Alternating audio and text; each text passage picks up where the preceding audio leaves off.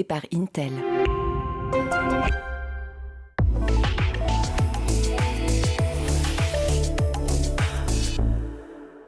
Bonjour à tous et bienvenue dans le grand JT de l'éducation. Tout de suite, le sommaire. Les révélations sur les maltraitances dans les crèches françaises ont fait du bruit en cette rentrée 2023, allant même jusqu'à la création d'une commission d'enquête parlementaire. L'occasion aussi bien de se pencher sur l'accès souvent difficile de ces gardes d'enfants et les enjeux pour les personnels éducatifs et politiques. La situation des crèches en France, c'est la question du jour. Une école pour que vos enfants deviennent des bêtes de scène, c'est ce que propose le cours Anna. On reçoit sa fondatrice en seconde partie d'émission. Exceptionnellement, aujourd'hui, nous vous présentons une chronique dans cette dernière partie d'émission, directement en lien avec le débat du jour. Guillaume Ouattara vous dira tout ce que vous devez savoir sur les conseils, sur les crèches, des conseils et les éclairages, toujours bons à prendre. Mais avant cela, place à la question du jour. Le prix du berceau de Daphné Gastaldi et Mathieu Péris, ou encore Baby Business de Bérangère Lepetit et Elsa Marnette, deux ouvrages qui ont levé le voile sur le secteur des crèches et de la petite enfance en France, à l'image du livre de Victor Cassanet sur les EHPAD. Alors, une rentrée agitée pour les crèches françaises. Quel constat pour ce mode de garde encore parfois difficile d'accès, et surtout quels progrès sont possibles, on va en parler dans cette émission. Comment améliorer la prise en charge des plus petits, mais aussi les conditions de travail des employés. Les crèches en France, c'est la question du jour. Pour en parler, je suis ravie d'accueillir sur ce plateau Véronique Escarmès. Bonjour. Bonjour. Merci d'être avec nous. Vous êtes co-secrétaire du SNPPE, le syndicat national professionnel de la petite enfance. Et nous sommes aussi avec Clotilde Robin, qui est avec nous par Skype. Bonjour Clotilde, merci beaucoup d'être avec nous. On est ravis de vous accueillir sur ce plateau. Vous êtes première adjointe au maire de Roanne et vice-présidente du département Loire, coprésidente du groupe de travail Petite Enfance à l'AMF. On fait cette émission qui est évidemment très importante pour parler bien sûr de nos enfants dans le grand JT de l'éducation, pour parler plus particulièrement de la petite enfance. Suite au décès d'un bébé de 11 mois dans une crèche privée il y a maintenant un peu plus d'un an, c'était en juin 2022, l'inspection générale des affaires sociales, dite l'IGAS, a publié un rapport et une commission d'enquête a été créée. Alors ma question est simple, faut-il à chaque fois, Véronique Escarmès, qu'il y ait un drame pour que les choses bougent enfin en France? Malheureusement, ça a été le cas. Cela dit, depuis le rapport de l'IGAS, il n'y a pas grand-chose qui a bougé sur le terrain, pour le moment. Voilà, pour le moment. Et bien, c'est pour ça aussi qu'on fait cette émission, c'est pour comprendre ce qui se passe, pour comprendre comment on est arrivé là et ce qu'il faut attendre demain, justement, de ce rapport, voir ce qui va se passer dans les prochaines semaines. Je citais en amont de cette émission les ouvrages Le Prix du berceau, encore Baby Business, qui sont parus. J'imagine que vous les avez lus ou vus. Est-ce qu'il fallait aussi que ces ouvrages, selon vous, Clotilde Robin, paraissent pour que les médias s'emparent du sujet, et je fais partie aussi de cela, mais nous c'est un sujet forcément qui nous touche ici chez School TV de très près, mais est-ce que on a besoin aussi de parler encore et encore de ces situations?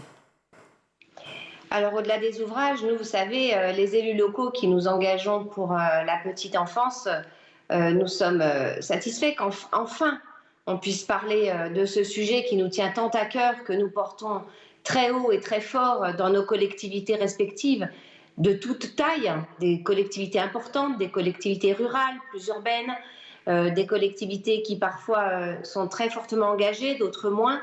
Et nous devons bien souvent jouer des coudes pour nous faire entendre, pour faire entendre la voix des élus locaux qui souhaitons mettre en place des dispositifs mode de garde bien sûr, mais pas que. La petite enfance, c'est faire en sorte que nos enfants soient gardés dans de bonnes conditions, mais c'est tout un pan aussi de l'accompagnement social, de soutien à la parentalité et tout ce qui va avec, localement, dans nos territoires.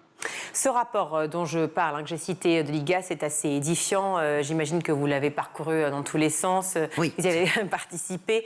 Est-ce qu'il est à la hauteur de ce que vous-même vous avez constaté de votre côté, Véronique Escarmès, et de tout ce que vous avez été relevé par tous ceux qui soit travaillent dans la petite enfance, soit qui ont vécu ces moments-là? Oui, nous, on a au sein du syndicat énormément de témoignages de professionnels qui nous écrivent concernant leurs conditions de travail, concernant aussi les conditions d'accueil des enfants.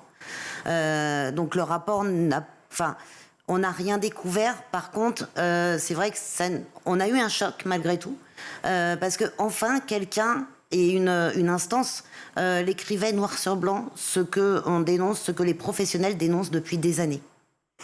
Dans ce qu'on dénonce depuis des années, on va les citer si vous le voulez bien. Évidemment, on a vraiment des constats terribles. Hein. Des enfants oubliés sur les toilettes, d'autres enfermés dans les cabinets ou privés de repas parce qu'ils n'ont pas été sages, privés de sieste faute de lit en nombre suffisant, ou au contraire qu'on laisse pleurer jusqu'à ce qu'ils s'endorment. Là, on n'est plus au stade de la négligence, mais au stade de la maltraitance. Tout à fait. Il n'y a rien à rajouter là-dessus, c'est de la maltraitance. Une réaction, Clotilde Robin, à tout ce que je viens de citer et qui fait partie, entre autres, de ce rapport si édifiant publié par l'IGAS, dont on va parler longuement ensemble.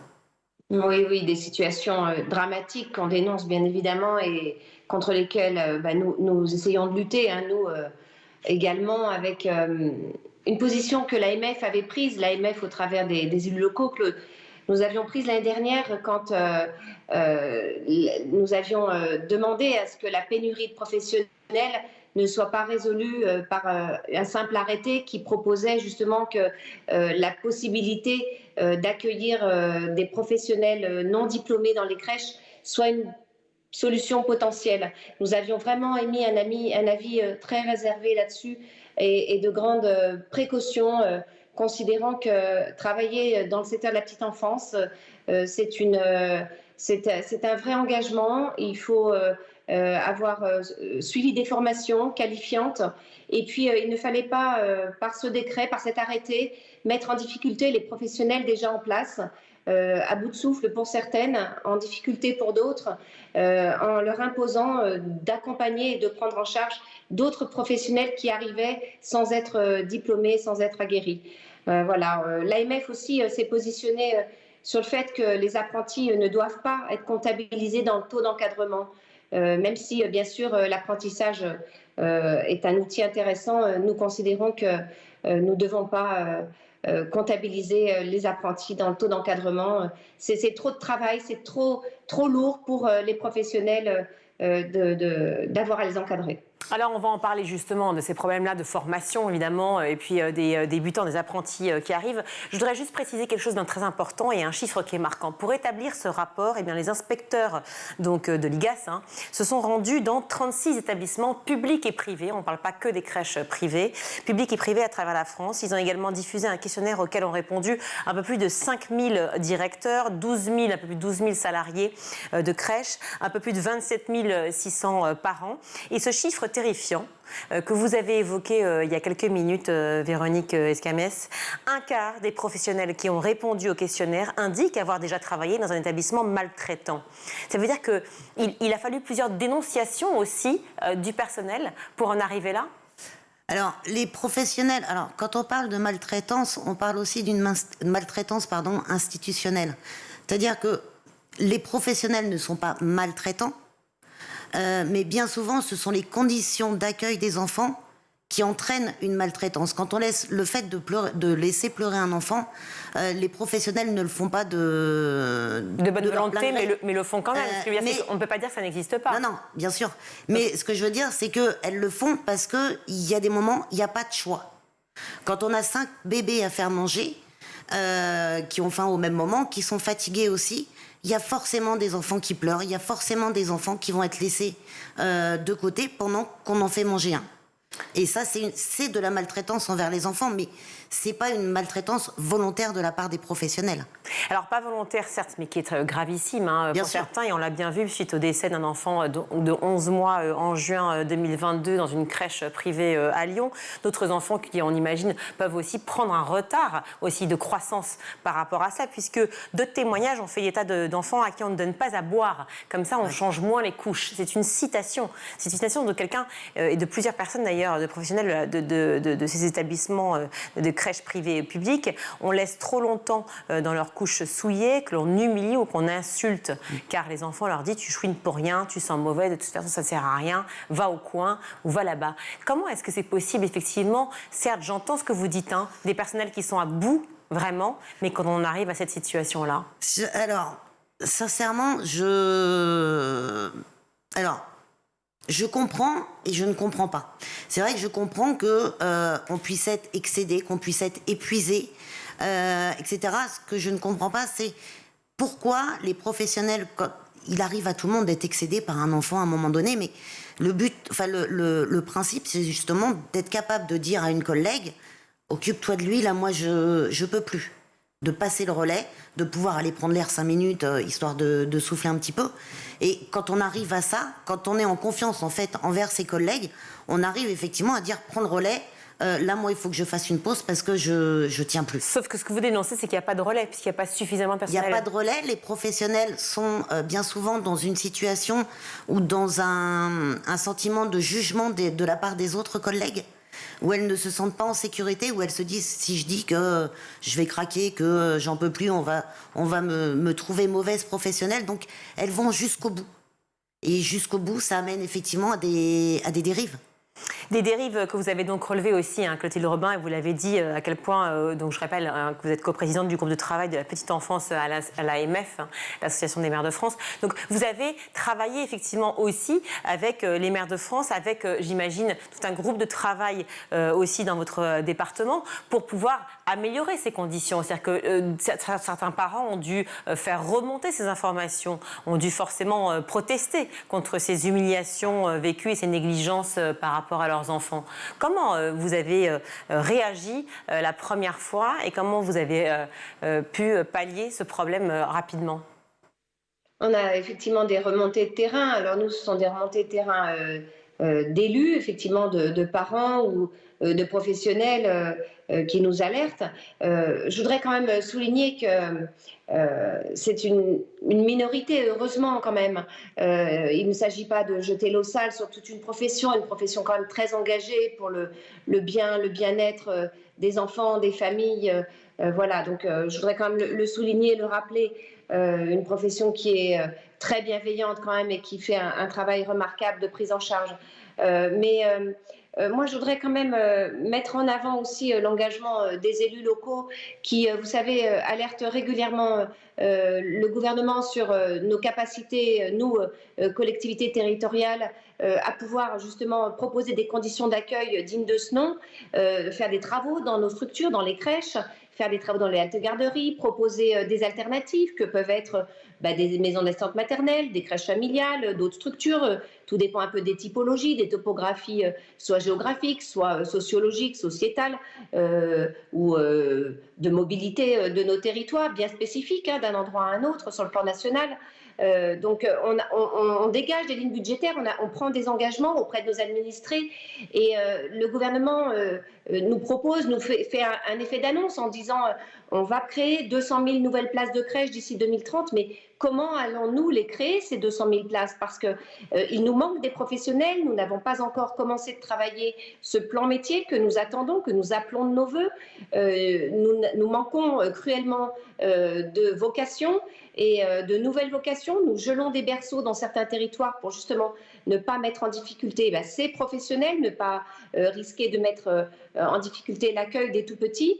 Donc nous sommes, nous aussi, élus locaux, un petit peu en difficulté quand même sur des engagements que nous aimerions tenir et que nous aimerions porter pour nos habitants. Et je vous entends évidemment, et je voyais aussi Véronique Escamès qui hochait de la tête. Mais alors, à vous entendre, c'est le serpent qui se mord la queue, parce que finalement, si vous demandez plus de personnel et plus de moyens, que le gouvernement gouvernement dit qu'il va en donner d'ici 2030 200 000 de plus, certes, mais comment? C'est-à-dire qu'il n'y a pas de moyens et pas de personnel. Si la vocation ne se fait pas parce que les salaires sont trop bas et que les conditions de travail sont trop difficiles, je veux dire que indéfiniment, on va se retrouver sur ce plateau à en parler. D'ici 2030, ça n'aura pas changé. Donc, comment faire? Construire des crèches, ça on sait faire, il n'y a pas de problème. Le problème actuel, c'est leurs 200 000 places en crèche. Qui va aller travailler dedans? Qui va accueillir les enfants? Parce que les construire, ça, on en est capable, effectivement, mais il n'y a pas de professionnels. Actuellement, il manque 10 000, enfin, il manquait l'année dernière 10 000 professionnels. Et là, on nous dit on va créer 200 000 places. Il faudrait déjà résorber la pénurie. Mais la pénurie, elle se fait comment? C'est-à-dire qu'en fait, pour pouvoir attirer effectivement des personnels nouveaux déjà, et avec une vocation, certes, il faut aussi un salaire attrayant. Quel est le salaire d'un personnel en crèche publique ou privée? Est-ce que vous le connaissez? Alors, on démarre, les auxiliaires de puériculture et les CAP, accompagnants éducatifs petite enfance, démarrent au SMIC. Après, selon le privé ou le public ou le privé lucratif, on n'évolue pas de la même manière. Les éducatrices de jeunes enfants, elles démarrent pas beaucoup au-dessus du SMIC.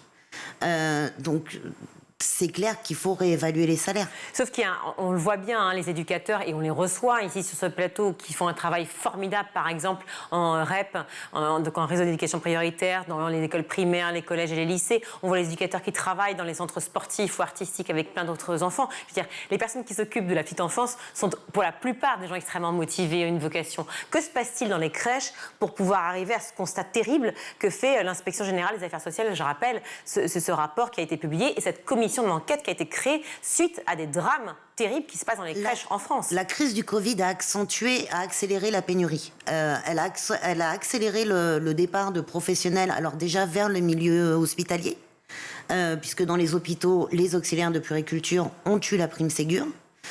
Donc c'est une question de salaire? Oui, bien sûr.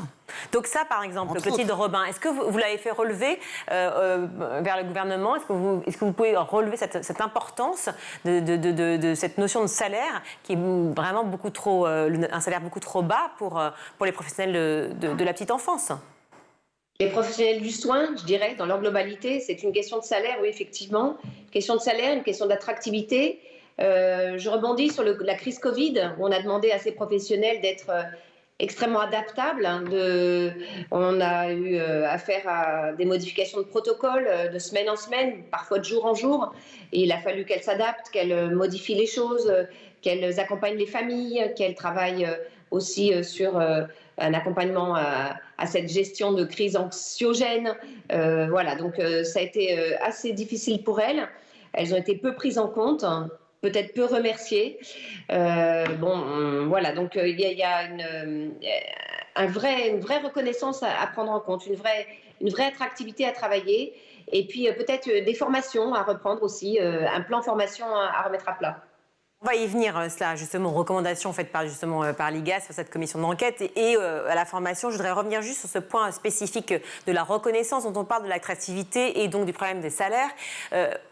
On entend qu'il y a un vrai problème, effectivement, de statut, de conditions de travail. Mais je veux dire, quand on parle de maltraitance, c'est plus une question de salaire, là. Là, on est vraiment dans une question d'humanité. Alors, on est dans une question d'humanité. Et si on améliore la qualité de l'accueil des enfants, qu'on revalorise les métiers de la petite enfance. Et quand je dis revaloriser, c'est revaloriser au niveau salaire, mais revaloriser aussi l'image de nos métiers. Il faut arrêter de penser que pour travailler en structure d'accueil, il suffit d'aimer les enfants. Ben oui, non. Il suffit d'avoir eu un enfant. Il faut il faut des vraies formations pour donner effectivement envie aux professionnels de venir. Et il faut réformer effectivement le taux d'encadrement. Si on améliore la qualité de l'accueil des enfants, on va améliorer aussi la qualité les conditions de travail des professionnels. Si en plus on réussit à améliorer les salaires, etc., on réglera la pénurie. Il faut redonner envie aux jeunes, et aux moins jeunes d'ailleurs, de venir travailler dans la petite enfance. Le constat est le même pour les crèches publiques comme pour les crèches privées, Clotilde Robin? Le constat est le même, oui. Vous savez, nous, à l'AMF, on n'a jamais voulu privilégier ou prioriser un mode d'accueil plus qu'un autre. On considère qu'il y a la place pour chacun. Nous demandons par contre à être associés systématiquement à toute nouvelle création.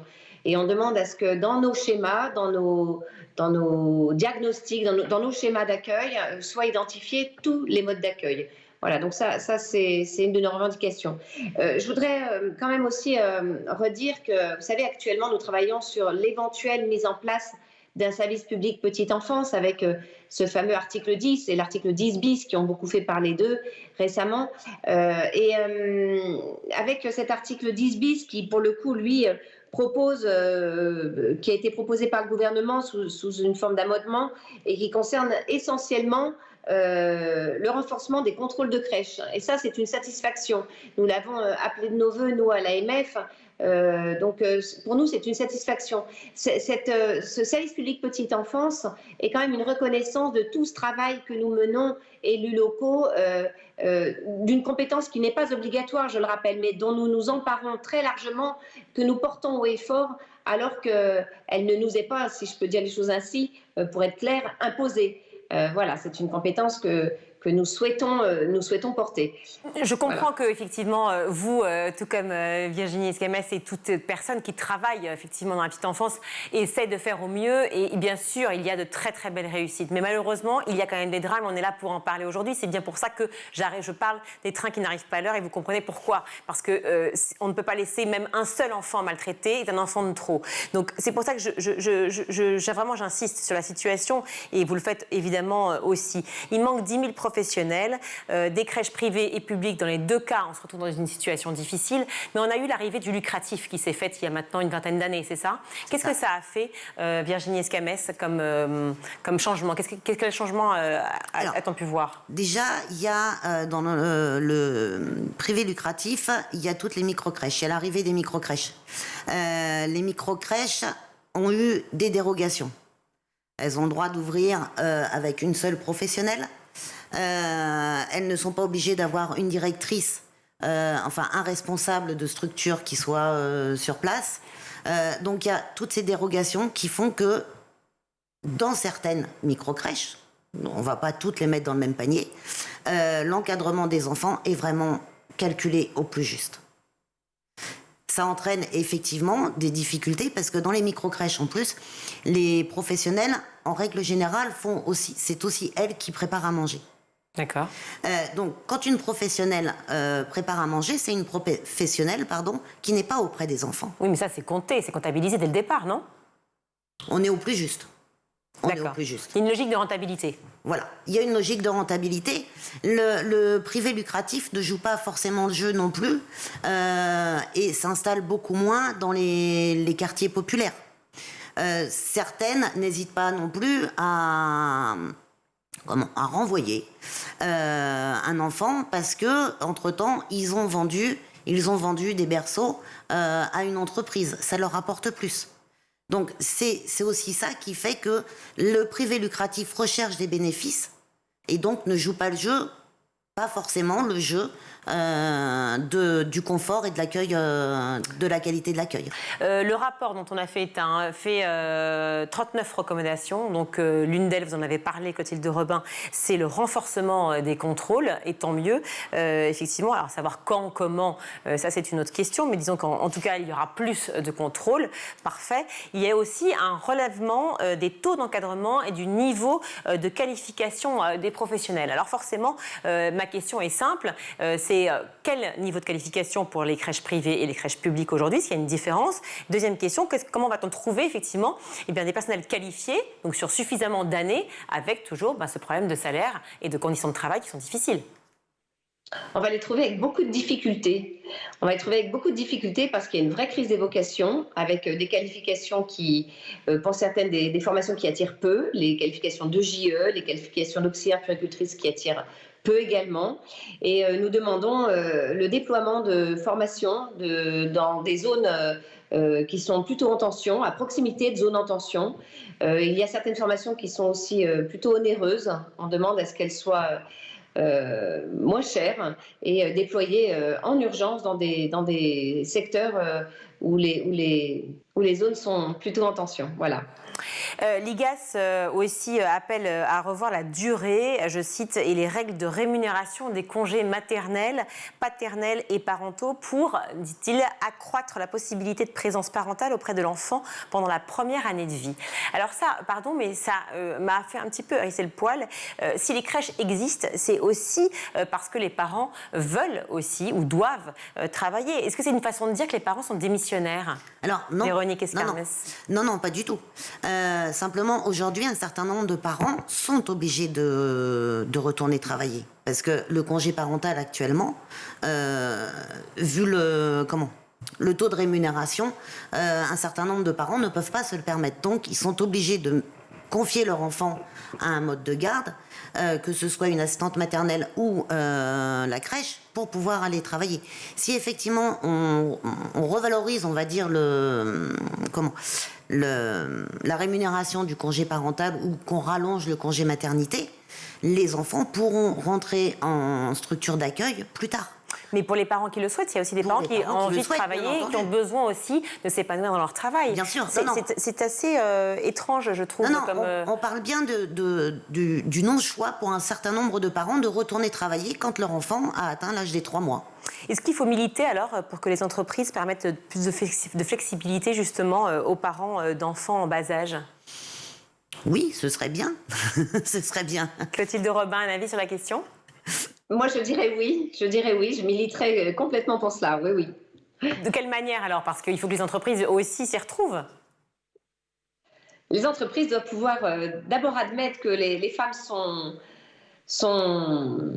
là pour sont en capacité d'avoir des enfants, peuvent avoir envie d'avoir des enfants à certains moments de leur vie, qu'elles peuvent avoir envie de retourner à l'emploi rapidement et que peut-être qu'il faut leur donner les moyens et la possibilité soit de retourner à l'emploi rapidement, peut-être en achetant des berceaux. Elles sont en capacité, certaines entreprises, d'acquérir des berceaux dans certaines structures, ou alors d'admettre que temporairement, le papa ou la maman peut prendre du temps pour son enfant, le temps qu'il souhaite, le temps qui lui est imparti.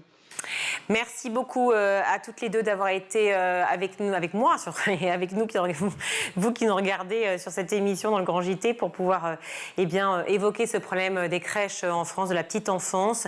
Virginie, j'aime dire Virginie, chaque fois je vous appelle Virginie, mais c'est parce que voilà, je sais pas, je sens une sororité entre nous. Véronique Escarnes, merci beaucoup d'avoir été là, co-secrétaire du SNPPE, Syndicat National Professionnel de la Petite Enfance, et Clotilde Robin, première adjointe au maire de Roanne et vice-présidente du département Loire, coprésidente du groupe de travail Petite Enfance à l'Association des maires de France. Merci à toutes les deux, en espérant qu'on puisse se retrouver, faire un point avant 2030 pour pouvoir être dans le positif, dans l'évaluation positive. Ce serait bien. Merci. On marque une courte pause, on se retrouve.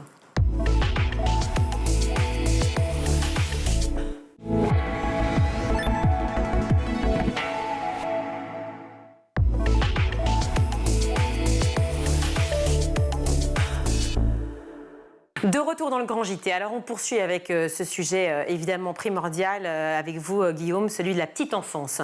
On va faire un focus sur justement les aspects plus pratiques autour de cette question des crèches, avec d'abord les démarches à suivre quand on est jeune parent et que l'on veut faire garder son enfant. Oui, des démarches qui sont assez précises, mais qui dépendent parfois de spécificités locales.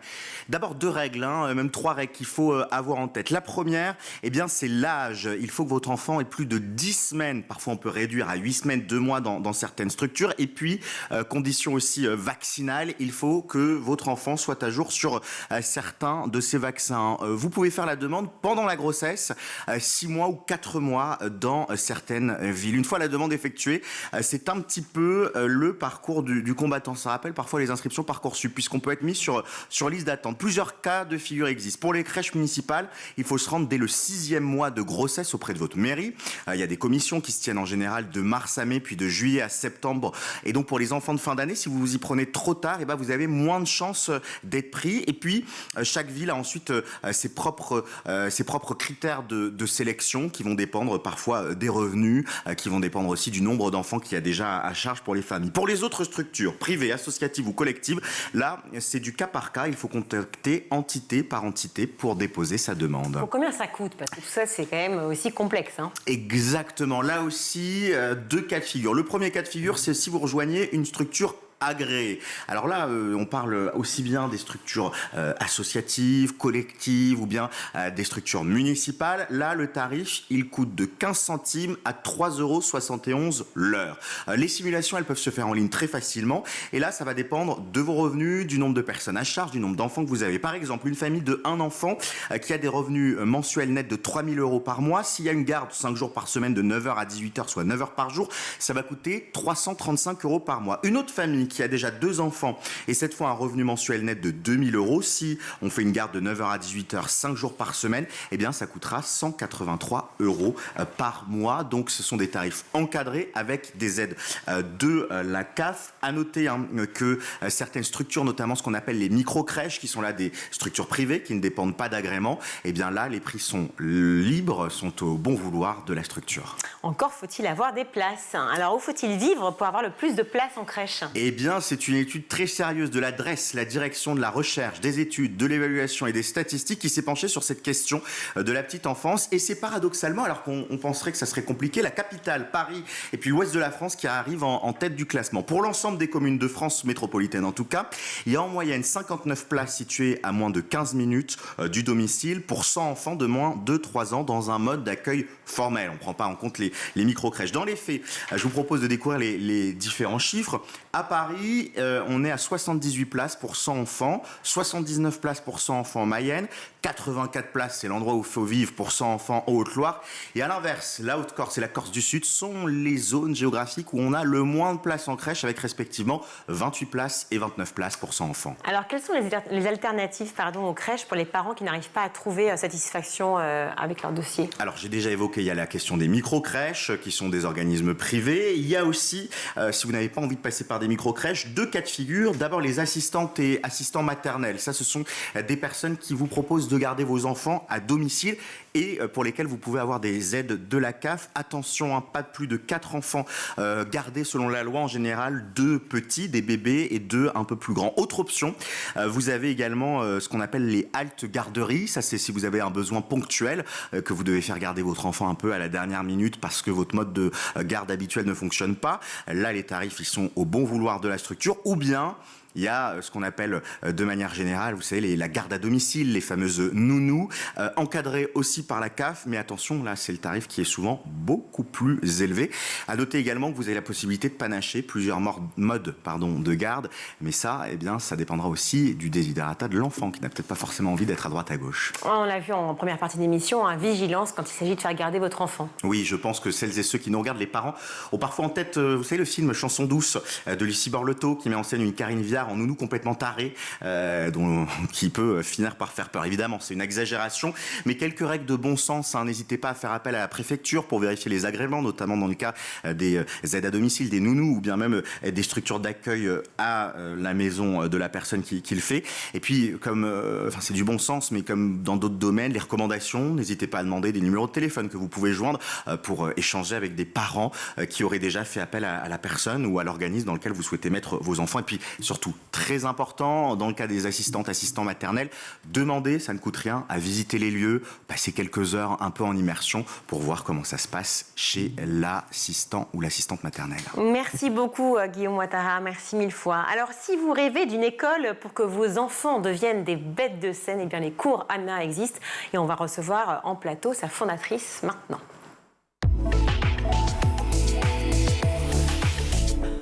Et je suis ravie d'accueillir Johanna Cohen. Bonjour. Bonjour. Merci d'être avec nous sur ce plateau. Vous êtes la fondatrice du cours Anna, dont on va parler évidemment depuis sa création, donc en 2013, c'est ça? Exactement, janvier 2013. Wow, pour l'anniversaire. On y retrouve donc des ateliers artistiques, incluant du théâtre, du cinéma, de la comédie musicale, du coaching, de la danse, de la musique, du chant. Mais moi, je rêve d'y aller, moi, au cours Anna. Il faut prendre les plus vieilles, hein. C'est ça qu'il faut faire. Mais on fait... Vous faites pour adultes aussi? Mais on fait pour adultes jusqu'à temps qu'on puisse tenir debout. Ah ben parfait, voilà, c'est là où il faut que je vienne. Alors cette école du spectacle donc, est ouverte donc, pour petits et grands, vous l'avez compris. Vous avez un peu plus de 20 ans d'expérience, il me semble, dans ce monde du spectacle. Vous avez joué au théâtre, vous avez fait des pubs, vous avez fait plein de choses. Un monde que vous aimez, qui vous plaît. Vous avez été prof même au célèbre cours Florent. Ils sont quand même des cours très connus et formidables aussi pour apprendre ce qui est le jeu, la comédie. Vous avez envie de proposer un nouveau souffle finalement aussi à ces cours de théâtre en créant les cours Anna. Oui, j'ai voulu proposer un petit fame à la française. J'ai fait effectivement une formation théâtrale, j'avais à peu près 25 ans. Je suis restée 3 ans en formation, 1 an d'assistanat.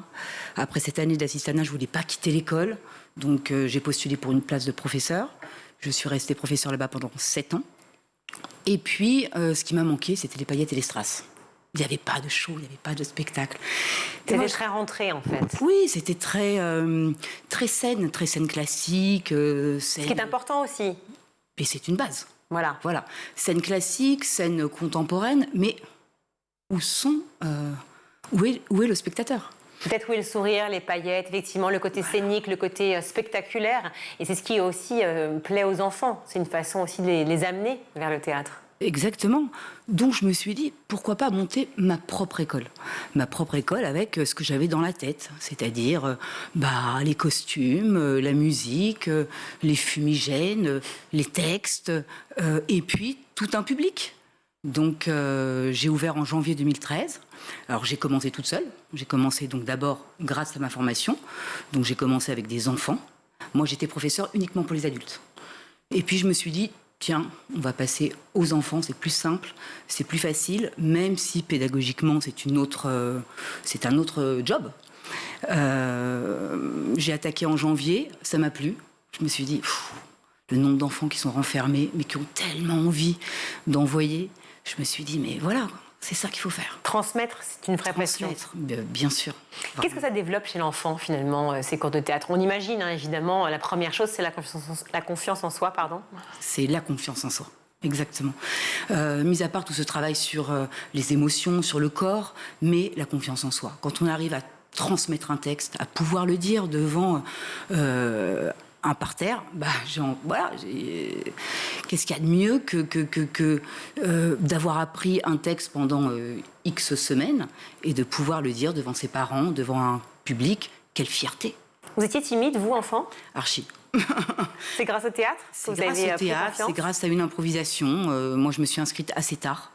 Et je voulais uniquement prendre la parole. Enfin, non, je ne voulais pas prendre la parole. Je ne voulais être sur le plateau uniquement sur des improvisations sans parole. Ok, une impro, j'ai besoin de 2 personnes sans parole. Bien sûr, j'étais là. Mais c'était important aussi d'apprendre à jouer avec le corps, parce que c'est aussi ce qu'on demande à un comédien. Si on n'a que le texte et si on n'a que la prise de parole sans le corps, il va nous manquer quelque chose. C'est pas juste. Donc, quand on est en colère, c'est pas que la prise de parole, c'est pas que la voix. Il y a le corps qui va avec. Donc, toutes les émotions vont avec cette prise de parole et ce corps. Donc, la confiance en soi, on le dit, peut-être aussi le développement du langage, qui est très important aussi chez les enfants, qui vont pouvoir assister à ces cours. Oui, cette prise de parole où on a beaucoup d'enfants, nous, qui, dès que ça lit un texte, ça va tellement vite. Tout ce qui est ponctuation, ils savent plus ce que c'est. Prends le temps. C'est vrai qu'un point-virgule, c'est compliqué quand même. On ne sait pas très bien comment le gérer, j'avoue. Mais ne serait-ce qu'une virgule ou les 3 petits points, oui, bien effectivement. Sûr. Le fait de raconter quelque chose, de transmettre, de passionner la personne qui est en face et d'avoir une pensée qui est structurée. une pensée qui veut dire quelque chose. Alors, un enfant ou un adulte, puisqu'on l'a dit, hein, c'est ouvert aux petits comme aux grands, chouette, qui veut s'inscrire au cours ANA, qu'est-ce qu'il ou elle va y trouver immédiatement? Au sein des cours? Oui. Alors, on va trouver bien évidemment des professeurs qui travaillent avec moi maintenant depuis 10 ans, des professeurs qui ont été coachés, donc parce que j'ai appris. Qui ont aussi joué eux-mêmes? Tout à fait. Voilà. Qui sont des professionnels? Ouais. Exactement. Et je leur apprends une base qui est chaque enfant est unique. Donc, un travail sur la personnalisation aussi. Moi, je ne fais pas des classes avec 25 élèves. Ils sont entre 8 à 10 élèves par classe. Donc, on prend le temps pour chacun. Chacun avec ses défauts, chacun avec ses qualités, chacun avec sa timidité. C'est pas grave. Voilà. Et on va le faire évoluer au maximum pour qu'il puisse être le plus épanoui possible. Vous dites chaque enfant est unique. Est-ce que vous avez réussi aussi quelque chose qui n'est pas forcément évident dans tout ce qui est périscolaire, mais c'est l'inclusion, à savoir les enfants qui sont en situation de handicap, à leur proposer aussi une place au sein des cours ANA? Alors nous avons des enfants qui sont en fauteuil roulant, alors qui ont une prise de parole, bien sûr, quand même, mais qui ne bougent pas. Mais nos professeurs ont ce professionnalisme de pouvoir les faire bosser. Ont été formés à cette pédagogie. Exactement. Ils sont, voilà, et on arrive à les faire entrer dans un collectif, ce qu'il y a de plus classique, ce qu'il y a de plus normal. Et on ne veut pas les mettre à part. Moi, j'ai des parents qui m'appellent et qui ont avec des enfants qui ont des petits soucis. Ben, on tente. Alors, je vois les photos là, qui sont diffusées. On voit beaucoup de filles. Vous arrivez quand même à faire venir quelques garçons dans les équipes? Alors, au théâtre, oui, on a pas mal de garçons. Alors, c'est vrai que sur une classe de 10, on va dire qu'on a, 7 filles pour 3 garçons. Ou alors parfois que des classes de filles, oui c'est vrai. Pour la comédie musicale, j'imagine davantage. Vous faites appel à des personnalités qui viennent justement raconter leur passion, raconter leur métier? J'aurais tellement rêvé, étant jeune, ou même faisant partie de cette grande école qui effectivement, est les cours Florent, d'avoir cette possibilité de recevoir des personnalités qui ont un parcours à raconter. Donc, je vais les solliciter via les réseaux sociaux. Et on a des personnes sympathiques. Qui est venu, par exemple? Alors, on a reçu Kev Adams, on a reçu Jérémy Ferrari, on a reçu Ahmed Silla, on a reçu Steve Suissa, on a reçu Elsa Zilberstein, Thomas Sisley. Beaucoup de grands comédiens et comédiennes oui. qui sont impliqués et qui, chacun dans leur cadre et dans leur rôle, ont pu raconter ce qu'était à la fois leur début et ce qu'est la découverte d'un texte, l'appropriation d'un lieu, d'une scène, parce que c'est pas évident. Je l'ai vécu aussi, c'est pas évident. Oui, ce sont tous des personnalités qui sont venues, et je tiens à préciser à titre gracieux, vraiment, pour la transmission. Bien sûr. Et j'en ai comme Elsa qui est venue pour les adultes. Ahmed Silla, il est venu pour les ados, Kev Adams aussi pour tout le monde, et j'essaye toujours de faire travailler les jeunes autour de sa filmographie, donc ils viennent défendre des scènes et qu'on vient lui présenter. Donc c'est pas que une masterclass où on est là pour les questions-réponses, non, on lui montre un show, donc là il est là, il dit waouh. Et ensuite, il y a tout un joli cadeau, un partage. La recette du succès, c'est d'être bien entouré, évidemment, et vous l'avez dit, avec des professeurs qui sont formés et motivés, mais c'est aussi d'être maman. Vous avez combien d'enfants?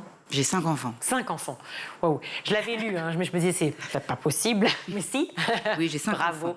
Donc 5 enfants, ça vous aide aussi à comprendre les enfants, à pouvoir vous adapter à chacun d'entre eux, à des personnalités différentes? Alors, comme je dis et que je répète, chaque enfant est unique. De 25 ans, j'ai 25 ans, 13 ans, 11 ans, 8 ans et 4 ans. Donc j'ai un peu tous les âges. Et voilà, même s'ils sont tous sortis de mon ventre, ils ont tous des personnalités, ils ont tous des caractères bien distincts. Et il faut vraiment les prendre Voilà, chacun avec dans leur individualité. sa petite bulle. Ouais. Merci beaucoup, Johanna Cohen, Merci d'avoir à vous, été avec vraiment. nous sur ce plateau. Vous êtes la fondatrice donc, du cours ANA que vous pouvez retrouver à Paris même, et ainsi que juste à côté de Paris, en périphérie, à Boulogne-Billancourt et à Neuilly. Mais vous retrouvez tout ça, évidemment, sur le site qui s'appelle les cours ANA. Enfin, Courana.fr. voilà, ça se trouve très facilement. Merci beaucoup d'avoir été sur ce plateau. Merci 1000 fois, vraiment. On va retrouver Malika Ménard dans Soutien d'écolier. Et cette semaine, son invitée est la Miss France, Marine L'Orphelin.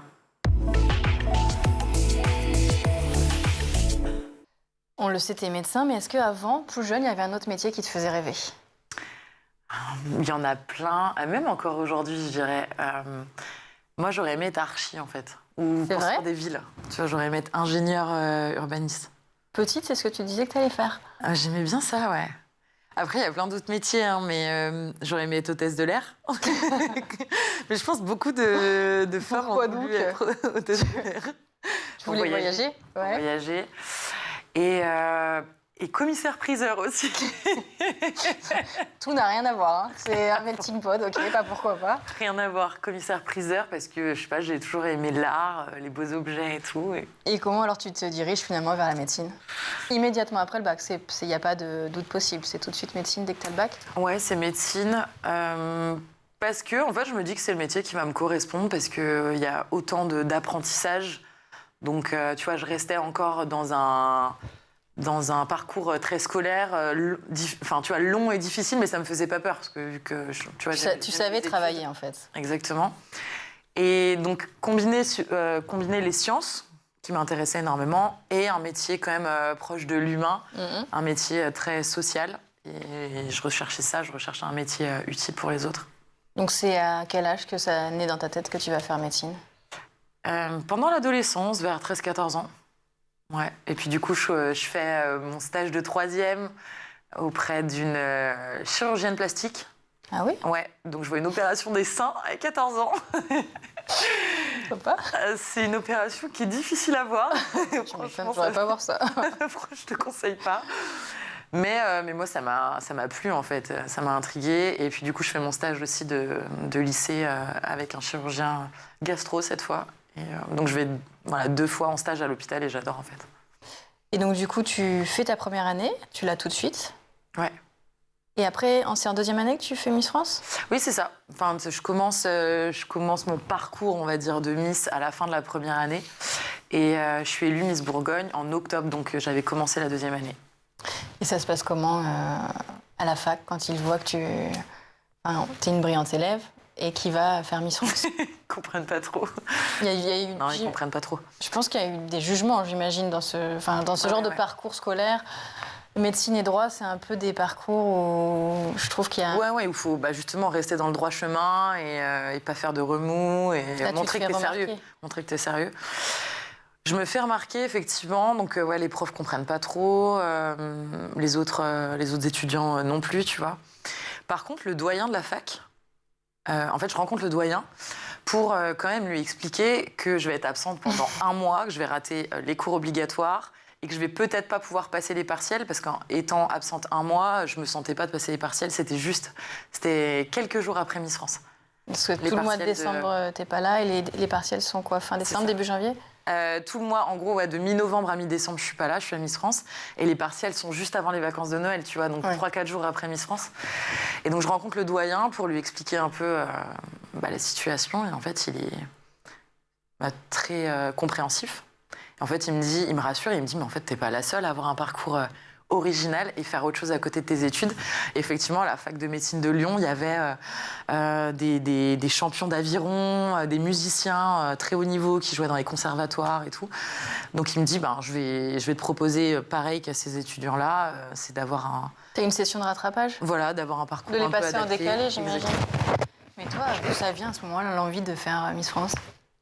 Quand tu es une bonne élève, qui a un peu une route toute tracée Justement, parce que la route toute tracée, ça m'allait pas. Et il fallait que je mette du piment un peu dans ma vie, tu vois. Il fallait que je vive autre chose, que je me lance un défi. Encore une fois, tu vois, pas un défi sportif, mais un autre genre de défi où j'allais tester un peu aussi ma féminité, parce que j'étais un garçon manqué qui, du coup, faisait beaucoup de sport. Et je connaissais pas du tout ce milieu-là, tu vois. Je savais pas trop défiler en talons, je m'habillais pas trop comme une fille. Donc j'avais envie de me tester aussi un peu là-dessus. Et bon, après, ça a été un concours de circonstances. Il y a ma grand-mère qui m'encourageait depuis toujours à participer à Miss France. Elle a été fan de ce concours. Et puis j'avais rencontré aussi les membres du comité Miss Bourgogne qui m'avaient encouragée à me présenter. Donc voilà, tout ça mis ensemble, ça fait que je me suis dit allez. C'est la fin de ce numéro. On se retrouve demain pour la suite de Souvenirs d'écoliers, toujours en compagnie de Marine L'Orphelin. Merci Malika et à demain. Tout de suite, c'est le meilleur de School TV avec le Zap. Est-ce que aujourd'hui on reçoit un maire en colère? Un peu, enfin en colère et dépité, c'est-à-dire que c'est les deux à la fois. Alors que le ministre de l'Éducation nationale avait promis un enseignant devant chaque classe, à Gennevilliers, il manquait à la rentrée 8 enseignants, voire 9, et pendant un mois. Donc il a fallu... D'ailleurs, il y a un petit côté dramatique de ce point de vue-là, à la fois parce qu'il y a un manque pour les... C'est jamais vu à Gennevilliers? Non, c'est la première fois qu'il y avait autant d'absents, notamment le jour de la rentrée. En général, les ministres arrivent à faire semblant de vous mettre les remplaçants devant les classes. Là, cette au moins à la rentrée, ouais. Au moins à la rentrée. Cette fois-ci, ils n'ont même pas réussi à faire semblant. Ouais. Et ça faisait plus de 200 enfants qui n'avaient pas d'enseignants. Et ça a duré un mois. Et ce qui est dramatique, c'est que les parents ont manifesté, nous avons manifesté, pas de réaction. Ils me placent mal leur ego, ces ministres, parce qu'il suffit que je dise que je ne les reçois pas pour qu'ils règlent dans la nuit l'arrivée. L'accueil républicain, effectivement, le fameux, vous avez dit que... Voilà. Et donc, bon, on fera un point à la rentrée de la Toussaint, parce que j'ai peur que ces remplaçants aient été pris dans les autres écoles du département, et donc on ne va pas forcément les avoir tout le temps. On ne va pas épiloguer sur les conséquences pour les enfants d'être atteints de ces troubles 10. Elles sont assez considérables. J'en prends juste une, c'est sur l'écrit, par exemple. L'écrit qui est omniprésent à la fois à l'école, dans notre société, qui peut être un blocage considérable, typiquement quand on est dyslexique. Or, ces enfants peuvent apprendre de mille et une façons, contourner et se révéler. C'est tout à fait le principe. L'idée, ce sont des enfants compétents, pertinents, qui vont pouvoir accéder à la complexité des programmes, mais ils vont être devant un mur infranchissable. C'est la manière dont les apprentissages leur sont proposés ne leur est pas approprié. Par exemple, comme vous l'avez dit, sur la lecture, tout est à l'écrit. Donc si on a un trouble de la lecture, évidemment, ça devient en fait une porte en béton. On se cogne contre cette impossibilité d'accéder à l'écrit de manière assez fluide pour comprendre ce qu'on lit. Alors même que si on nous l'explique, par exemple, à l'oral, on va très bien comprendre. C'est tout à fait ça. Donc ce simple fait de transformer la nature de l'apprentissage, de passer de l'écrit à l'oral, va aider. Mais c'est pas toujours aussi simple. L'écrit, si vous voulez, c'est quand même un coup de génie de l'humanité, c'est de rendre le langage visible, de créer une mémoire externe. Donc si en fait un enfant doit s'approprier des apprentissages complexes, mais qui manquent en fait de cette trace, évidemment, il va falloir travailler différemment. Justement, qu'est-ce qu'on apprend spécifiquement dans une école comme la vôtre? Est-ce que c'est de la préparation physique? Est-ce que c'est de la préparation cognitive, visuelle? Et justement, ces métiers en dehors de l'e-sport? Alors, on a deux parcours, c'est très bien de poser cette question parce qu'on a vraiment deux parcours qui sont distincts. On a un parcours sur la partie académique où on va apprendre le développement web en PHP, en JavaScript pour pouvoir créer des sites web ou des applications. On va avoir aussi des parcours sur des systèmes et réseaux pour la cybersécurité ou tout simplement interconnecter les ordinateurs. On va avoir des parcours graphiques aussi pour devenir designer ou pour travailler dans le monde du marketing web aussi. Et on va avoir en fait un ensemble de parcours académiques avec plus de 6 filières qui permettent de choisir en fait des métiers un peu plus traditionnels, mais des métiers qui sont aussi en lien avec le monde du jeu vidéo, de l'entertainment et de l'e-sport, puisque on retrouve en fait tous ces métiers dans ce secteur qui est en train de se structurer. Donc on peut très bien imaginer demain que si vous appreniez le développement, vous puissiez développer le nouveau site internet d'une équipe e-sportive ou la nouvelle application de gestion de tournois. Et de l'autre côté, sur le deuxième parcours, le parcours un peu plus performance et e-sport, on va effectivement pratiquer différentes matières, on va dire, si on peut les appeler comme ça, qui permettent d'aller chercher, de maximiser sa performance e-sportivement parlant. Et on va parler de préparation cognitive, où on les met sur des écrans tactiles et sur différents exercices qui leur permettent de travailler leurs réflexes, leur acuité visuelle et plein d'autres matières de la cognition. Et on va aussi les mettre sur la préparation physique pour lutter surtout contre les TMS, les troubles musculo-squelettiques, puisque lorsqu'on reste assis plusieurs heures par jour sur une chaise à s'entraîner, notre corps est un petit peu moins sollicité, il faut le renforcer. On va aussi le travailler avec des coachs de chaque jeu, puisque le jeu, c'est comme un sport finalement, et on en parlera, je pense, au fil de ce débat, mais c'est comme un sport et on doit le pratiquer, on doit l'encadrer, le coacher, et il y a des techniques particulières à appliquer pour gagner et pour maximiser en tout cas ses chances de l'emporter. On va aussi faire de la préparation mentale. Et avec ça, on travaille avec un ancien nageur double vice-champion olympique qui s'appelle Grégory Mallet, qui est à Bordeaux, on a de la chance, et qui accompagne nos étudiants les plus férus sur le jeu à se préparer, à prendre en main leur mental pour les compétitions. Monsieur le maire, qu'est-ce que le dispositif du fil continu et pourquoi c'est une réussite ? Ah, ça, c'est une belle réussite, une fierté. C'est en direction des... On s'était aperçu il y a quelques années, alors c'est les mandats précédents, j'y suis pour rien, c'est les équipes précédentes auparavant. On a continué, oui. Qui s'est aperçu qu'il y avait beaucoup d'exclusion au niveau du collège. On était à plus de 300 enfants qui étaient dehors, exclus, puis qui forcément... De l'exclusion punitive, c'est devenu presque une gloire de venir à la sortie du collège narguer ses copains parce qu'on n'était pas à l'école. Des exclusions temporaires. Et voilà. Ouais. Et oui, puis des fois il y a des exclusions qui durent parce qu'avant de retrouver une place, ça peut durer longtemps. Et donc on a créé avec l'Éducation nationale le service jeunesse et préado, le PRE, le fil continu, qui est une structure en gros qui accueille ces enfants exclus. Et dont l'objectif, c'est de leur redonner envie de retourner à l'école. Donc, un, qu'ils ne soient pas dans la rue. 2, qu'ils se retrouvent non pas dans un cadre scolaire, mais dans un cadre où on les écoute. Ça passe par l'échange ? Oui, ça passe par l'échange. On retravaille leur motivation pour essayer de faire en sorte qu'ils retournent à l'école et qu'ils arrêtent leurs bêtises pour ne plus être exclus. Sur les différentes mémoires qui sont en œuvre quand on apprend, parce que ça renvoie aussi à ce que vous dites sur les stratégies de contournement. Donc, on a une mémoire de travail et une mémoire... Donc, il y a deux types de mémoire. Les mémoires de stockage, à court ou moyen ou long disque dur, en fait, je range. Absolument. Vous rangez des numéros de téléphone, des connaissances en fait générales sur le monde. C'est sur mon téléphone. C'est vrai aussi, donc ça nous a soulagés. Donc, en fait, c'est une mémoire de stockage. Et la mémoire de travail est différente. Elle n'est même pas localisée au même endroit dans le cerveau. Si vous voulez, c'est une mémoire vive. C'est une mémoire qui permet de maintenir des informations présentes, disponibles, le temps de faire un travail dessus. Et chez les enfants qui ont des troubles 10, c'est souvent l'articulation entre les deux qui dysfonctionne, c'est ça ? Alors, ils n'ont pas nécessairement de troubles de la mémoire de travail. D'ailleurs, c'est leur point d'appui, puisqu'ils ont une bonne mémoire de travail. Ça va leur permettre de traiter de l'information, si vous voulez, alors qu'ils n'ont pas la trace écrite devant eux. Mais de toute façon, c'est une mémoire labile, c'est une mémoire qui va rapidement s'effacer. Donc, finalement, en fait, il faut faire attention à la manière dont on la sollicite, parce que sinon, finalement, rapidement, elle va être débordée. Pour les parents, les enfants qui nous écoutent, quel est le business model derrière les compétitions de e-sport ? Si demain mon enfant veut devenir joueur professionnel ou agent, est-ce que ces gens-là sont rémunérés aujourd'hui ? Est-ce que c'est au contraire plutôt la publicité ? Comment ça se passe ? Alors ça, c'est vrai que c'est une question que beaucoup se posent et il y a énormément de je dirais pas de mensonges, mais de fabulations en tout cas autour de cela.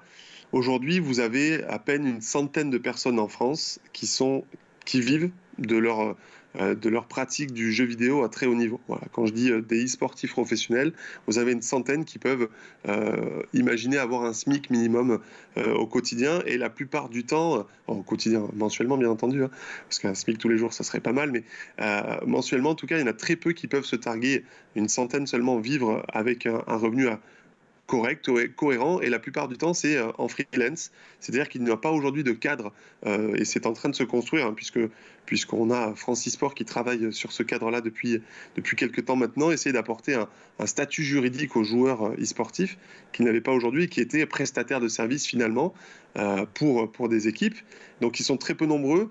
À côté de ça, vous avez, à côté du joueur pro, parce que c'est une petite niche, le joueur pro dans le système de jeux vidéo, vous avez aussi tout ce qui va être entertainment, avec les différents créateurs de contenu comme des Squeezie, des Gotaga ou d'autres grands noms de la scène, qui eux, en fait, ont des véritables entreprises, sont des véritables entrepreneurs et créent du contenu avec des opérations commerciales qui sont reliées à des marques, et dans quel cas ils touchent de l'argent pour mettre en valeur, vous l'avez dit, un petit peu comme de la communication, une certaine marque ou une autre.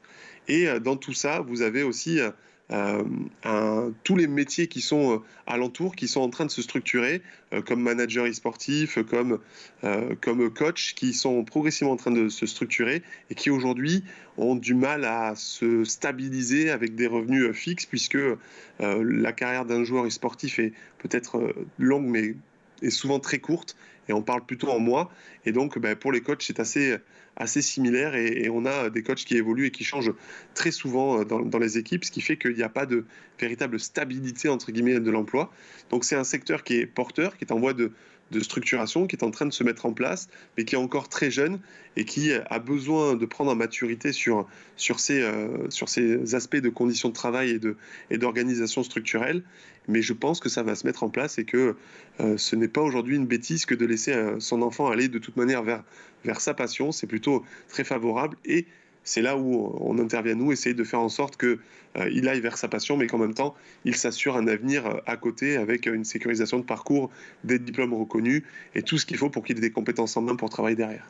Voilà, c'est la fin de cette édition. Merci à vous tous de nous avoir suivis. Canal 217 sur les box Orange, Canal 147 sur les Freebox et schooltv.com pour voir et revoir toutes les émissions. On se retrouve demain. J'aimerais remercier aujourd'hui l'équipe présente. À la réalisation, c'est Angèle Jean-Girard.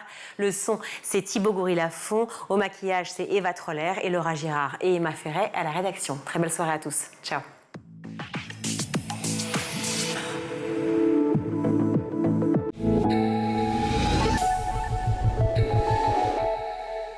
Ce programme vous a été présenté par Intel.